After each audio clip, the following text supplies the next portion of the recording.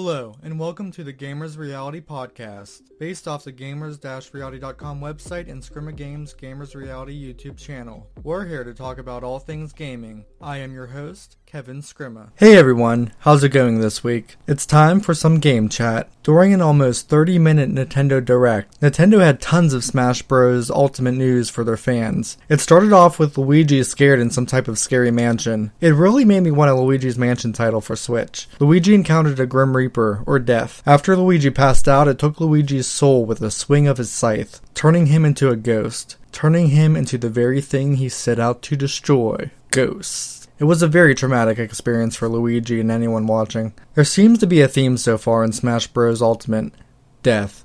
First, Mario and Mega Man getting assassinated by Ridley, and now poor Luigi is gone too. Maybe this is a gruesome campaign mode that involves death.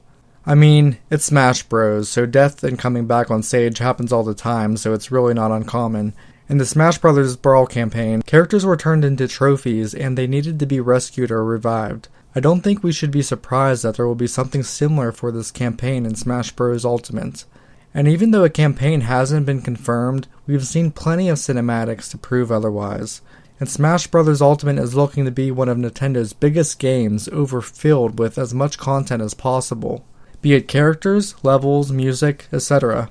There's going to be some sort of campaign mode.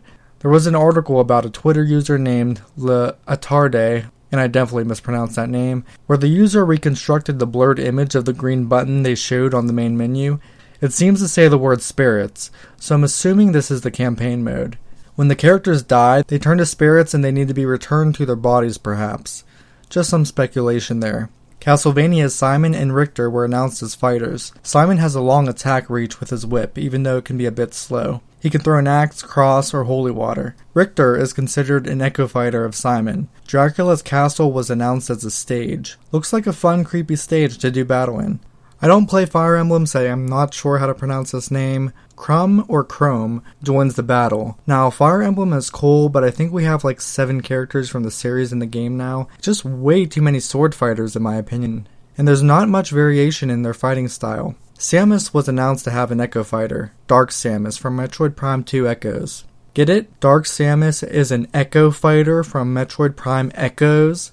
Oh, bad joke. But gotta admit, Dark Samus looks pretty cool with the black suit color and blue glow of the light. Players will be able to display Echo Fighters separately or stack them in a corner of the same fighter. They have a few new fighters they will announce later before the game releases. Speaking of Echo Fighters, any others you would want to see? I say either Classic Sonic or Shadow for Sonic, or maybe even Sonic. Another cool Echo Fighter would be Paper Mario for Mario. They're including tons of stages like Great Bay, Figure 8 Circuit, Flat Zone X, the Changing Pokemon Stadium, Brinstar Depths, Summit, Unova Pokemon League, Final Destination, and more. They also introduced New Donk City Hall. For classic N64 stages, they kept them in the old school style. Saffron City, Hyrule Castle, Dreamland, Congo Jungle. The nostalgia. I spent so many hours kicking butt on those stages. They then showed a chart of the stage count for each game. Super Smash Bros. Had 9 stages, Super Smash Bros. Melee had 29, Super Smash Bros. Brawl with 41, then Super Smash Bros. 3DS with 42, and Super Smash Bros. Wii U with 56, and Smash Bros. Ultimate with 103. Stages can be transformed into Battlefield and Omega forms. With that design, there are actually more than 300 stages. All stages can have 8-player battles, and all the stages are actually playable from the beginning. Stage hazards can be turned on and off. Stages are arranged in the order they were introduced to the series. 2 stages can now be picked to morph into another stage randomly during a fight. Music is now customizable by series, so you can pick your favorite songs for certain stages. They then showed that they have more than 800 or 900 music tracks for Smash Bros. Ultimate, over 28 hours of music. You can also create playlists and use it as a music player. Who will make those playlists so they can listen to some amazing music while not playing the game? One of those people will be me. And since it's a Switch, you can take it anywhere, so we can listen to the amazing Smash Bros. Soundtrack anywhere, not just at home. You can also create your own role sets now. Stamina Battle is now a standard role that can be enabled. Stage selection comes before fighter selection now, so you can tailor fighters to what stage is picked. You can also turn off or on the smash meter. Your character's smash meter will slowly fill up and let you do a weaker version of that character's final smash. They mentioned Squad Strike, where a player picks 5 characters for battle against another player. Tourney mode is now also more customizable, allowing 32 players to play. Smashdown is a mode where after you play certain fighters, they are no longer playable and you have to pick new ones for the next match. Classic mode is back. Each fighter will have to battle a series of specific fighters in specific stages to progress. They also introduced a bunch of new items in Pokemon, like Alolan Exeggutor, which acts as a stage separator and ladder, Abra, who can teleport characters, Solgaleo, who does a solar rush, and Lunala, who fires a deadly beam, and Mimikyu, who pulls a player inside of him and, well, you kinda have to see that one for yourself. Vulpix and Alolan Vulpix, who shoot fire and ice respectively, Marshadow, who packs a devastating punch, and the coolest one, Ditto, who transforms into a fighter and fights as a CPU. They showed assist trophies like Knuckles, who used his, well, Knuckles and Knuckles to attack, Kapp'n, who can trap players in his vehicle and drives them off the stage while the characters look really angry in the back seat, and Chef Kawasaki, who cooks players. Players. Shovel Knight, who attacks with his shovel, and the Moon from Legend of Zelda Majora's Mask, who blasts itself from afar to the stage to knock off players. It's a pretty scary animation, and you really need to see that one for yourself. Rathalos from Monster Hunter, who also appears as a boss, a freaking dragon as an assist trophy. Then they introduced King K. Rool as a new fighter. The Mario and Metroid and Zelda and Kirby series have their antagonists as fighters, so it makes sense for Donkey Kong to have his in the game too. It's really crazy how much content they jam-packed into this game. Seriously, let's just take a moment and appreciate how much content has been stuffed into this game, and this isn't even everything yet. Hopefully they release a little demo for it sometime soon. I'm ready to main Mario again and get good with as many characters as I can this time in the game. Epic Games finally released the Fortnite beta for all Android users. If you're an Android user, just go to the Epic Games site and download the app. I downloaded and played the game on my Pixel 2 XL with the Pi update, and let me tell you, it was completely unplayable. The frame rate drop and lag was insane.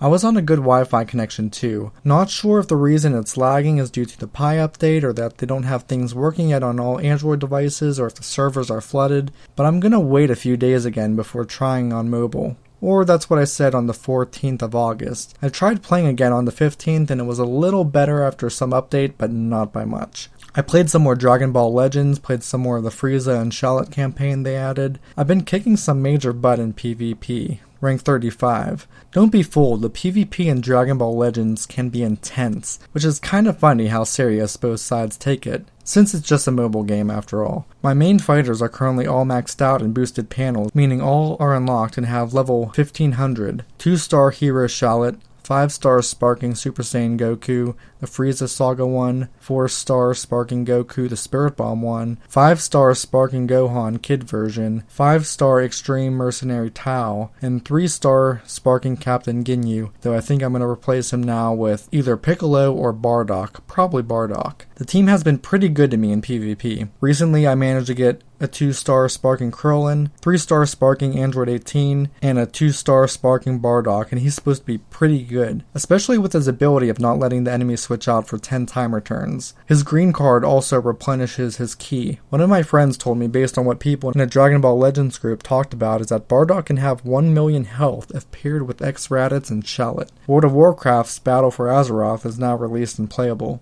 I played for about 8 hours or so as my Blood Elf Frost Mage. It starts off with getting the Heart of Azeroth necklace. Then the War Chief wanted us to free a prisoner in Stormwind. This was a pretty fun quest or mission. Sneaking underground, freeing prisoners, and trying to escape. You free 2 powerful Zandalari trolls. Greymane and Proudmoore eventually chases or follows after you.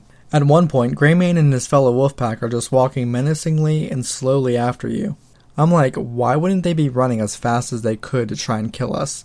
At one point I decided to throw an Ice Lance at him from far away, and he pounces and jumps to where my character is and one-shots me. There was a graveyard literally right next to me in my group, so I revived right there where I left off, but it was kind of funny.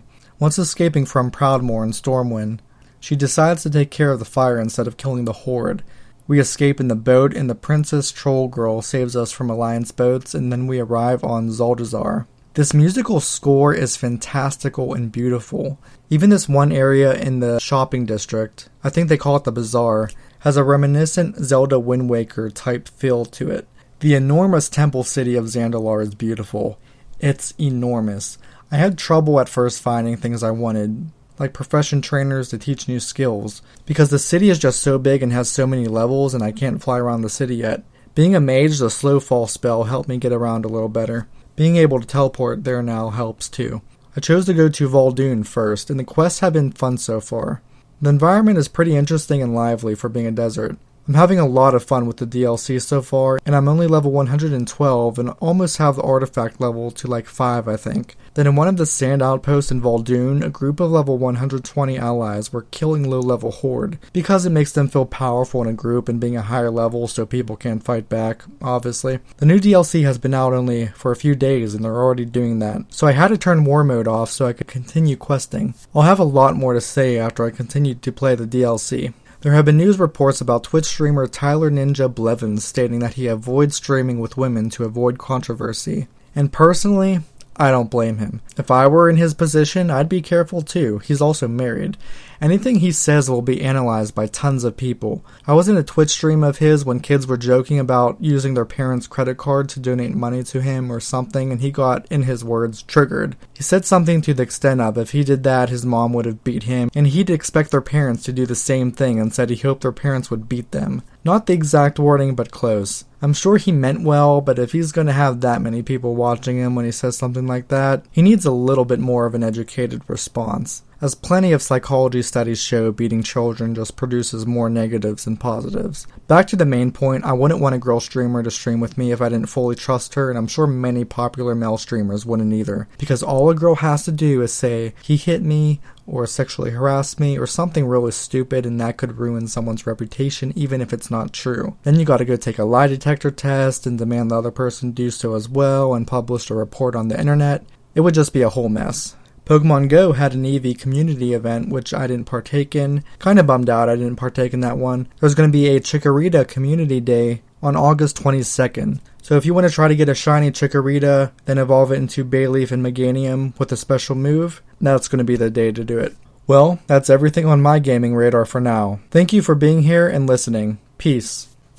Thank you so much for listening to the podcast. Whatever platform you're using to listen to the podcast, feel free to subscribe and write a review. It really is a big help for everyone involved. You can check out any show notes on our website, gamers-reality.com. Feel free to sign up for the free newsletter there, and you'll receive free stuff from me and be the first to know when I upload a podcast. You can also check out the podcast YouTube channel, Scrim of Games, Gamers Reality, where I stream games, make game reviews, have game thesis episodes, video game motivation episodes, and much more. It's Scrim of Games just for Twitch and Mixer, and also for my Facebook page and Xbox Gaming Tag. You can follow me on Twitter at Kevin Scrima. And last, if you're enjoying all the content I'm putting out there for the YouTube channel, blog, podcast, and whatnot, please consider becoming a supporter by becoming a patron at patreon.com/gamersreality. Donating just $1 a month will help cover the costs of keeping things up and running. Doing all of this certainly costs money, such as for hosting platforms, but I have a lot of fun and enjoy giving content to you guys. Simply put, your donations will allow me to make even more content for you guys. Thank you so much for being here with me and listening, and I'll see you next time. Peace.